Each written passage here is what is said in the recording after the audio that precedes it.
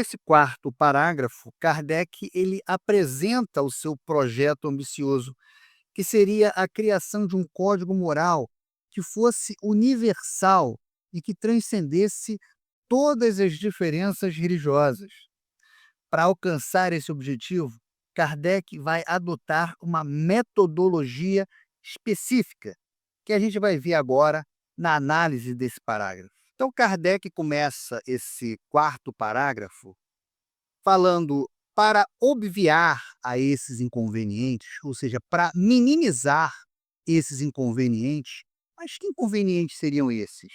Seriam aqueles aforismos, aquelas frases curtas, fora de contexto, que acabavam empobrecendo o estudo do Evangelho. Kardec, então, ele resolve fazer um trabalho para tentar minimizar esse problema. E o que ele faz? Ele começa a coletar diversos textos de diferentes fontes, ou seja, psicografias feitas por ele, psicografias feitas por outras pessoas de outros países que faziam a mesma pergunta que ele e obtinham a mesma resposta. Então ele pega todos esses documentos, reúne todos esses documentos com o objetivo de criar um conjunto de regras morais que pudessem ser aceitas por todas as pessoas, independente de qual fosse a sua religião ou cultura. Um código que não iria se basear em uma religião específica, mas iria se basear num princípio ético que pudesse ser encontrado em diversas culturas e tradições. Então a gente percebe aqui, ó, reunimos nesta obra os artigos que podem compor, a bem dizer, um código moral universal, sem distinção de cultos. E aí ele continua: nas citações, conservamos o que é útil ao desenvolvimento da ideia, pondo de lado unicamente o que não se prende ao assunto. Ou seja, ao invés de ele incluir todas as citações disponíveis, Kardec vai escolher apenas aqueles que eram relevantes para o ponto que ele queria defender, tendo como escolha das suas citações baseada na utilidade para desenvolver a ideia principal que ele queria mostrar, que ele queria passar para o seu leitor, descartando partes que não iriam contribuir para uma compreensão maior do tema central. Ou seja, Kardec aqui ele começa a tentar trabalhar de maneira científica os textos que eram psicografados, toda aquela comunicação com o lado espiritual, ele começa a escrever não de uma maneira como era feita nos livros como a Bíblia, como nos livros religiosos, mas uma escrita mais voltada para o lado científico. E Kardec demonstra todo o seu respeito pela a estrutura original dos textos sagrados. Quando ele fala aqui, ó, além disso, respeitamos escrupulosamente a tradução de Sassi. Antigamente, se você quisesse ler a Bíblia, você tinha que saber latim, porque as Bíblias eram todas elas escritas em latim. Se você quisesse ir a uma igreja e escutar o padre falando a respeito, tudo era em latim. E aí, com a reforma protestante de Martim Lutero, a Bíblia ela começa a ser traduzida para vários idiomas, dentre eles o francês. Então, quando ele fala aqui, ó, que ele respeitou a tradução de Sassi, é que o Sassi ele foi o teólogo que fez essa tradução do latim para o francês. E era a tradução mais bem aceita, mais difundida dentro da França. Então, se ele estava trabalhando com textos bíblicos, Ele não poderia fugir disso, ele deveria usar a tradução mais bem aceita. E ele fala aqui, ó, assim como a divisão em versículos.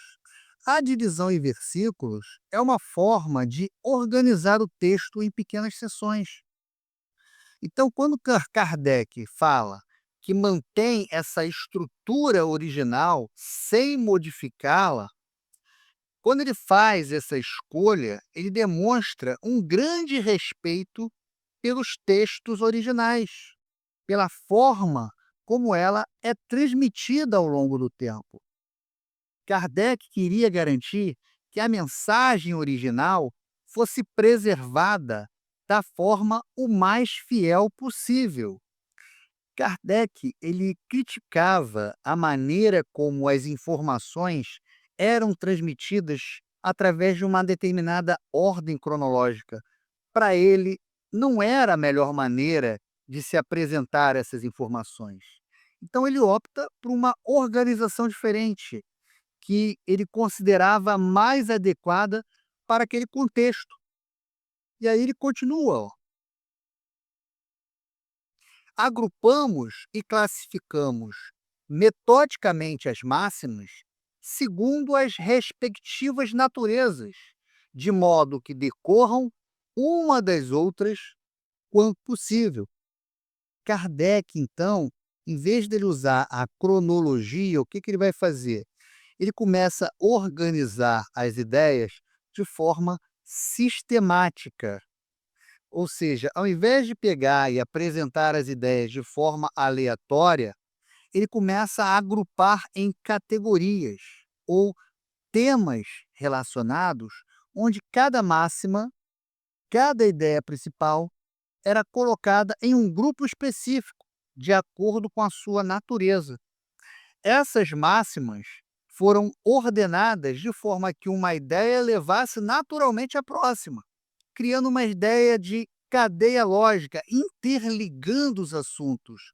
O que ele está falando agora vai servir de conexão para o próximo assunto. E isso, na visão dele, facilitava a transmissão das informações. Finalizando esse quarto parágrafo, Kardec fala: a indicação dos números de ordem dos capítulos e dos versículos permite que se recorra à classificação vulgar, em sendo oportuno. Ou seja, Kardec ele decide manter a numeração tradicional dos capítulos e dos versículos como maneira de facilitar a localização de trechos específicos e para permitir que o leitor pudesse fazer comparações com outras obras. No entanto, como já foi dito, ele também organizou os textos por temas, oferecendo uma classificação alternativa que pudesse ser mais útil em determinadas situações. Então, para a gente fazer um resumo rápido desse quarto parágrafo, a gente vai buscar mostrar como é que o Allan Kardec ele vai organizar essas máximas dentro do Evangelho segundo o Espiritismo. Então, a primeira coisa que ele faz é a divisão em capítulos temáticos, onde cada um desses capítulos é abordado um aspecto específico do ensinamento de Jesus. Essa divisão inicial já estabelece um agrupamento por afinidades de temas. Outra, ele vai fazer uma classificação das máximas. As máximas, elas vão ser organizadas dentro de capítulos de forma a seguir uma progressão lógica, partindo de princípios mais gerais para mais específicos.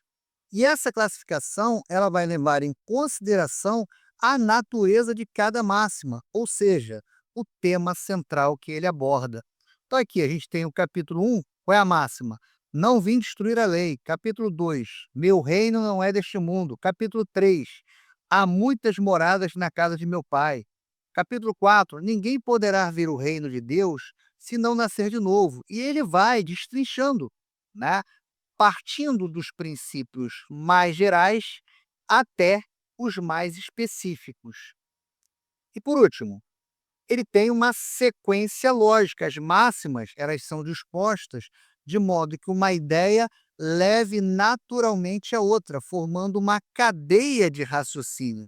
Essa sequência lógica, ela vai facilitar a compreensão e a memorização dos ensinamentos.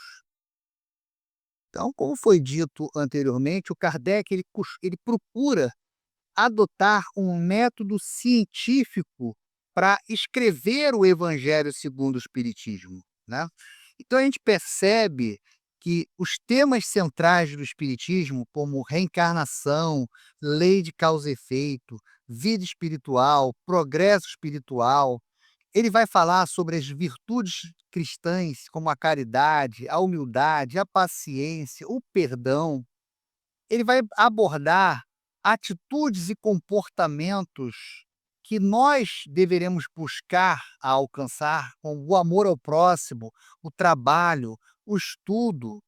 Vai falar de relações humanas, como a família, a sociedade. Então, nós percebemos que a importância desse agrupamento, ele vai ser de extrema importância, porque ele facilita o estudo. A organização lógica, ela vai facilitar o estudo e a pesquisa, permitindo com que o leitor ele possa encontrar de forma mais rápida as informações que ele procura.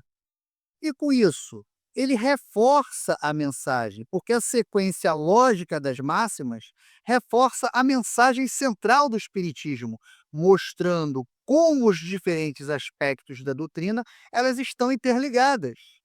E, de certa forma, você vai incentivar a reflexão. Ao apresentar as ideias de forma organizada e coesa, o Evangelho segundo o Espiritismo, ele acaba estimulando o leitor a refletir sobre os ensinamentos e buscar aplicar esses ensinamentos dentro do seu cotidiano.